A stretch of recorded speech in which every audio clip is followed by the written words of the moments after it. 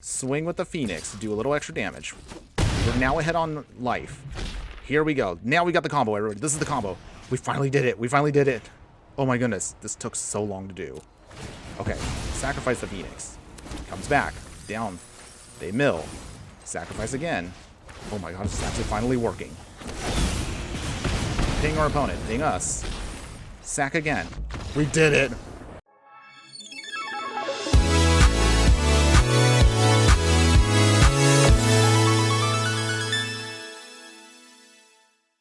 Hello my fiery friends, the Infernoman here with the hottest in deck technology. And for today's deck tech, real quick disclaimer, this deck is not going to be one of our typical budget decks. Huh? I actually started off as a budget deck for this, but I started having so much fun with it that I wanted to see how far could we go with this deck to make it hilariously awesome. So that's why, again, today, we're going to take a quick little break and we're going to have something that's going to be super awesome, a little pricey, but don't worry. For those of you out there who are interested, we of course have a budget version at the end of the video. So with that out of the way, get ready, get set, because it's morphin' time! Longtime viewers of the channel know how we do it. We have to talk about the stats of the deck before we jump right into it. So as you can see today, we're playing a Gruul deck of primarily red and green. Our average mana curve is about 2.2, and we're playing in the Timeless format, a deck that has 18 creatures, 4 instants, 4 sorceries, 12 artifacts, and 22 lands. Now I know what you're thinking. Normally when it comes to this channel, you are here of course for budget decks. Correct! But I honestly, as I started building this deck, we actually had a lot more sweet pieces than I realized that honestly I just wanted to just put into the deck. And as I started doing that, we realized again, we had to of course just go all out with the deck. So this time in Timeless, yes, it's going to be a little pricey, but don't worry, as I mentioned earlier, we will of course have a budget version, and I'll leave a little timestamp if you're interested in a budget version for this deck later on after the gameplay.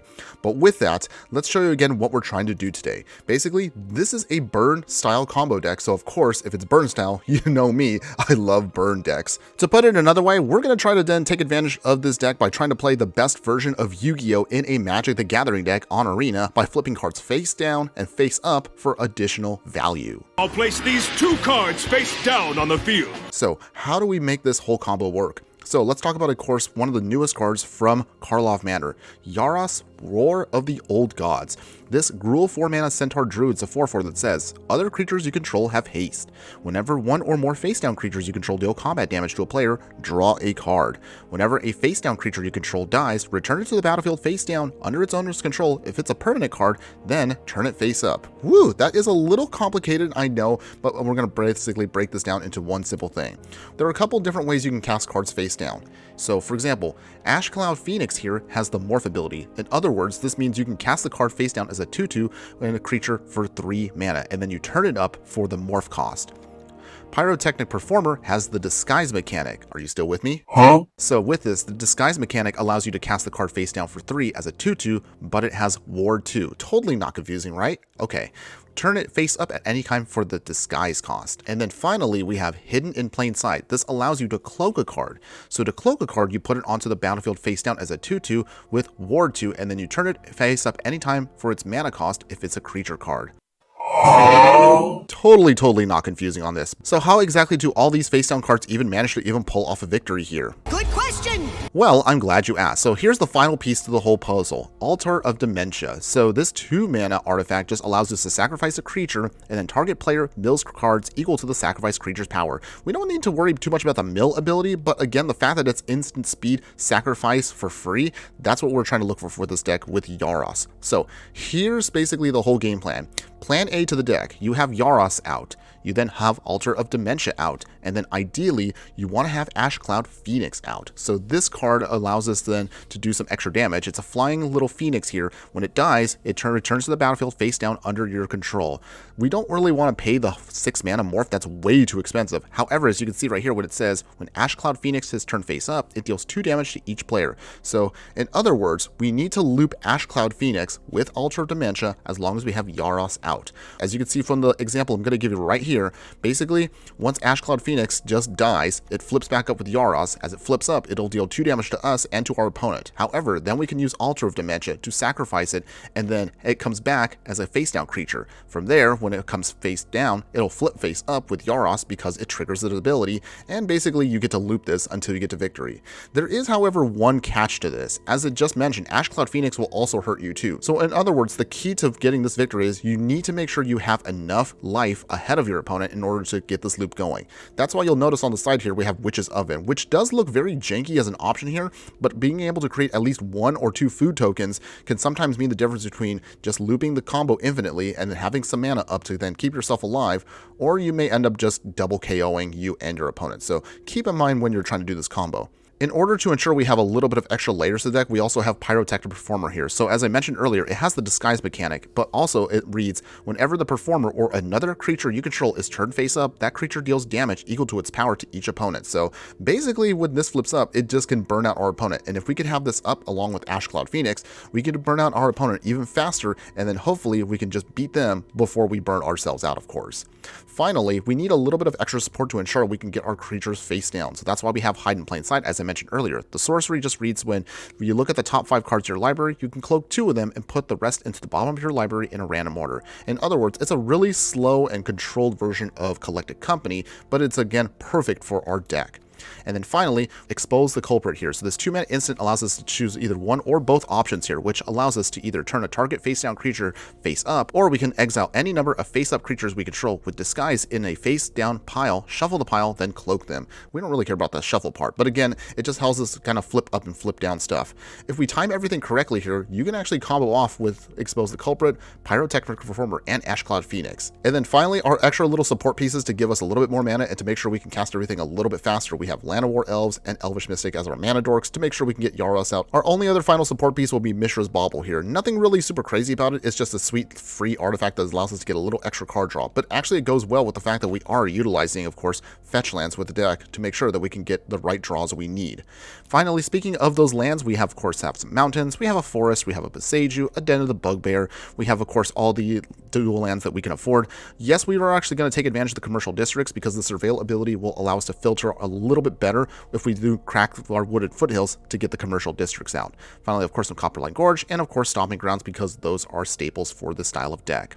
As far as the sideboard is concerned, this is mostly a deck that's focused on best of 1, but if you do want to try to play this in best of 3 and you want to try to maintain the integrity of your combo, you're going to use Tormod's Crypt as your free graveyard hate. Tamiyo Safekeeping will protect select cards that you do need to make sure they do stay on the battlefield. Some Lightning Bolts for removal. Haywire Might is going to be your artifact and enchantment hate, and a Collision Colossus may look a little odd here, but if you can flip this up, cast this on top of, say, an Ash Cloud Phoenix or a Pyrotechnic Performer as they flip, while the ability is on the stack, you actually can do a lot more damage with its Colossus ability. But otherwise, that's the whole deck for you. So is it possible for us to pull off this 3, even 4 card janky combo in the most powerful format on Arena? Good question. Well, there's only one way to find out, so join me today as I'm super hyped, of course, to play, again, one of my favorite mechanics back from when I used to play, well, how long ago was that? Oh wow, I used to play Magic at the height in 2002. I am an old person. But in any case, let's have some fun today in Timeless and see how well the deck does. But before we continue, if you do like any of the content that I do, please like, follow, and subscribe wherever you watch the content so you don't miss out on any of the gameplay, booster pack openings, deck decks, and so much more. Alright, my fire friends, here we go. We are playing our Morph in Time deck here in Timeless, and well, we do have the Phoenix, but we don't have anything else. Can we keep this hand? It's a little land heavy, but I think we might be able to try to see if we can get away with this. So let's keep this real quick. We have the Land of War Elves, which is great. If we have to cast Ash Cloud Phoenix, we can at least do it on turn 3. So with that, let us play Copperline Gorge, and we will play Land of War Elves, and we'll pass the turn. Okay, so looks like our opponent might be doing a burn deck of some kind, or some kind of aggro deck of any kind. Okay, Sacred Peaks. Well, I guess we'll find out soon what that's going to mean, but in other words, let us play Copperline Gorge, Witch's Oven, Witch's Oven number 2, go swinging, down to 19. If we can get ahead on board state just a little bit here, we should be able to then close down with Ash Cloud Phoenix pretty quickly. Okay, well, here comes the monkey, everybody. The monkey! Let's see. Can our opponent get ahead with the monkey there? Alright, so we got a mountain, which is nice. Ash Cloud Phoenix. We're actually just going to hard cast it. Pass the turn.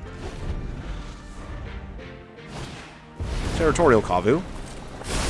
Okay, so it's a domain deck. Okay, so now I get what our opponent's trying to do here. They go swinging here. We will block. Phoenix will die, but it does get to come back, so that's actually pretty sweet for us. So with that, our turn. Ooh, okay, so this is what we're here for, everybody. Yes, we actually got it right on the right draw. Okay, so this actually helps us out a ton here. We will play our Wooded Foothills, and we will... Do we actually swing right here? I think we'll have to hold off for just a turn. We'll pass. Oh, wow, our opponent just kind of gave up on the spot there. Well, that's pretty sweet. I mean, I wanted to see if we could pull off the combo there. So, real quick, we're going to pause. Okay, so here's what could have happened. So, face down card right here. If we swung with this, this would have flipped up face up with Yaros. Then, if we had to, when it was flipped face up, we sacrifice it with Witch's Oven. Then that means it comes down face down again, and we can just kind of do a pseudo loop there. It wouldn't be an infinite loop, but with 2 Witch's Ovens, our opponent actually probably would have died very quickly here. Oh man, I wanted that to work off so badly. Alright, my fire friends, here we go. We're going to see if we can try to pull off the combo today with our Morph deck. And, well, we have a couple of pieces already, but let's see. Can we pull it off with what we got? I guess there's only one way to find out, so let's see. I'm feeling pretty good about this right now. Just Sage you down. Llanowar Elves. And we pass. We can get an untapped land. We can get Pyrotech. Ooh, okay, so we're looking pretty good right here. Okay, Stomping Grounds down. We will play our Performer face down. It's like playing Yu-Gi-Oh! All of a sudden. Am I right? Okay, opponent's got a Forest. Triumph down. Nothing yet. Okay, well, that's good for us. So with that, Commercial District. We Surveil. We are a little awkwardly slow right here, but that's okay, everybody. Ooh, okay. Yes, we got the Phoenix. We're going to have to keep that. Okay, so with that, let us put down another one of our cards face down. Unless our opponent wants to play a ton of mana, we can actually attack here a little bit and get ahead. Road Spiral. Okay, well, it looks like they're going to try to ramp, which is fine. Down to 18. Alright, Pathway Land. Phoenix is here, so how do we do this? How do we pull off things here that we want to do? Okay, Alter Dementia. If this doesn't stick, then we have a Witch's Oven as a backup. Rika Moment. They draw some cards, put a land down. Okay. Well, this now means we can put down Witch's Oven as insurance. Go swinging here. Opponent's down to 13. If they could at least tap out here, we might have a shot. Road Spiral. Another land down. Joint Exploration. Wow, opponent is going all out here with the lands. I'm a little scared as to what they're trying to get here, but again, we'll see soon. Okay, World Tree is now activated, so now all their lands can do whatever they want. So, is that enough? Let's see right here. Okay, Llanowar Elves 2. We'll play Yaros. Okay, everything is now hasty. We draw some cards. Mishra's Bauble. Pass here. Okay, so if they have a Wrath, we have to then instantly just... Okay, they do have a Wrath. Okay, let's see. Here's how we do this, everybody. So, first off, let's see our next card. If we need another Yaros, that's great. Okay, Alter Dementia. So with that, we will sack here. Make our opponent do a little bit of milling. Okay, Yaros. This is, again, what we're trying to do. It's not the perfect one, but this is pretty close to what we want to do here. Wait, actually, can we win here? Wait, hold on. I forgot, this is also another one. Can we do it? Is this it right here? We do our thing here. Sacrifice against our opponent. Oh my god. Yes, I think we did it right here. Wow. We're actually a bit faster than I thought. Oh my god, we did it! Ah! We beat our opponent here before they can wrath us. Ooh, man. Okay. That was beautiful, everybody. That's exactly what you wanted the deck to do. We didn't get the Phoenix combo, but you can see the backup option here works perfectly fine. All right, my fire friends, here we go. We're looking to play in the Timeless format our Morphin deck. We actually have 2 copies of Yaris, which is not quite what we want, and the 2 altars don't help us at all, but we do at least have a Pyrotechnic Performer, so I'm going to keep this, and we're going to see if maybe we can make it work. Hopefully we can draw into at least something, but if nothing else, at least we got backup copies of our cards. All right, so with that, we will play Stomping Grounds tapped, and pass the turn. Okay, opponent, what do you got? What exactly are you trying to bounce? Ooh, okay, so we got the Phoenix, which is great. So we just need lands, and maybe we can pull this off. We'll see. Right, Wooded Foothills. Plays nothing. Okay, so with that, Commercial District, Surveil. We need a land, so that's what we're going to look for. Okay, so we did get a land. Actually, that's going to come in tapped, which slows us down still. This deck sometimes. It kind of messes with us a little bit. Maybe I should have picked different lands, but either way, you get the idea. Normally, we will play this on... Actually, we're going to play this face down, but in this instance, we're just going to play it face up. I just want to see if I can bait our opponent out of at least something. Okay, Stomping Grounds for our opponent. And we pass the turn. Okay, so they did actually have a bolt, which is okay. We will have to sacrifice a performer, but we can mill out our opponent a little bit here. Hopefully that helped us out a little bit. So we got rid of a Binding and a Deathrite Shaman. Okay. Wow, is their deck just a pile of stuff? That's totally not annoying. We get the Floodus Rand to get an island. Ashiok. Okay, so they are going to try to mill us out a little bit here, which is, again, annoying. It's fine. We just need 1 land. 1 land is all we need. Mishra's Bauble. Not quite what we wanted. Okay, so face down. All right, deck. I believe in you. You can do this. Leyline Binding. What exactly are they going to bind? Is it going to be the face down card? Oh, they got the altar. Okay, well, that's not too bad because we already have another altar in hand, so that's okay. We'll get another Viashino Performer in just a moment. We're actually... Oh, yeah, I forgot our opponent's going to take down right here. Okay. Annoying. That's just fine, everybody. We're just going to have to work with it. Okay. Draw Mishra's Bauble again. And a Stomping Grounds. Okay, well, we're kind of getting there. So with that, Altered Dementia. Mishra's Bauble. Take out the Ashiok.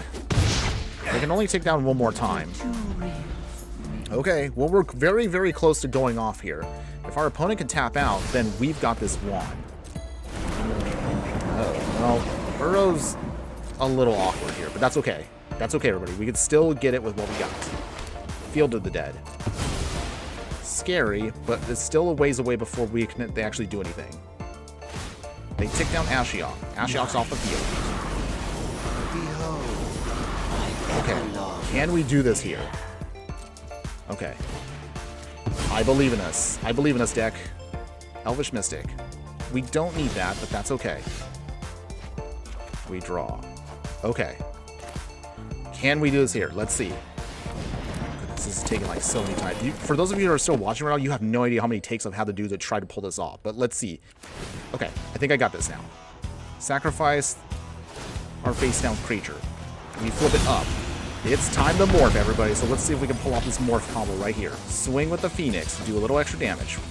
We're now ahead on life. Here we go. Now we got the combo, everyone. This is the combo. We finally did it. We finally did it. Oh my goodness. This took so long to do. Okay. Sacrifice the Phoenix. Comes back. Down. They mill. Sacrifice again. Oh my god. This is actually finally working. Ding our opponent. Ding us. Sack again. We did it. We didn't get the whole combo, but you saw. We did it right there. Oh my goodness.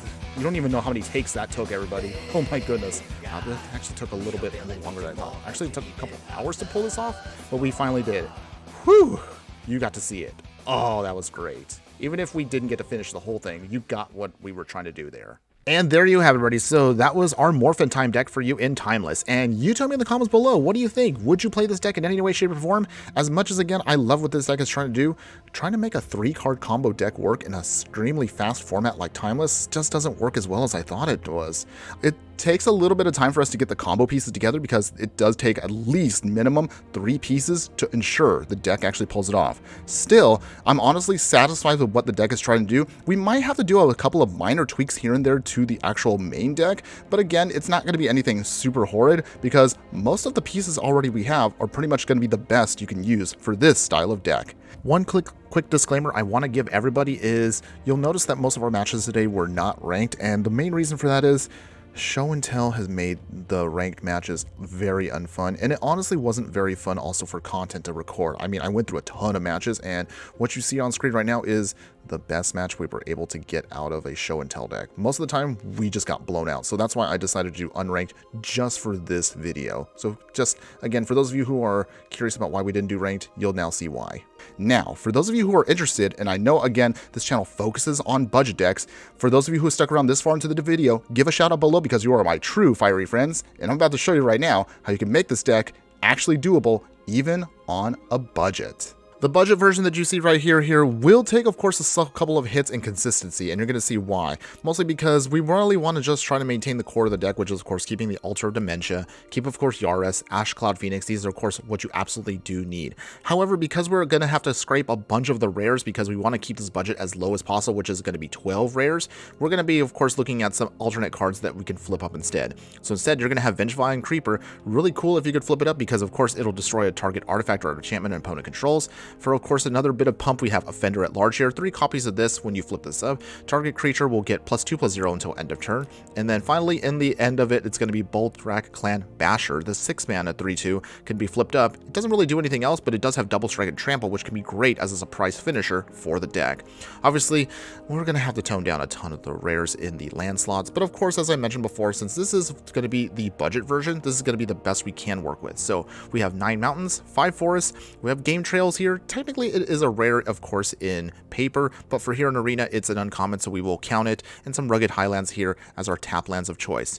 Thankfully, of course, the sideboard doesn't change all that much here. All you just need to do is just do a slight bit of tweaking here, so you don't have Bolt in this version, but you'll have Lightning Strike, so a little more expensive, but it still gets the job done. Otherwise, everything else can pretty much stay consistent with the deck, and even if you do play this on the budget version, it's honestly not too bad here. Now, can you play this variant, of course, in the Timeless format? You definitely can, but just understand right now, the limitations of the deck means you're going to be horribly powered down versus various other decks in the format. And with that out of the way, here are my final thoughts that I just want to give on the deck overall. I, of course, as always, have a lot of fun building these decks, but this one, of course, was a lot more special to me, only just because it really kind of rekindled one of my favorite mechanics from the olden days when I used to play Magic and paper, when I was also just a young boy, but it's just not quite what it was. But I'm really glad to see, of course, with the Karlov Manor set that did drop, it kind of gave the Morph mechanic a second shot in the form of basically the Cloaking and Disguise mechanics. So I'm really glad that the deck actually turned out the way it did.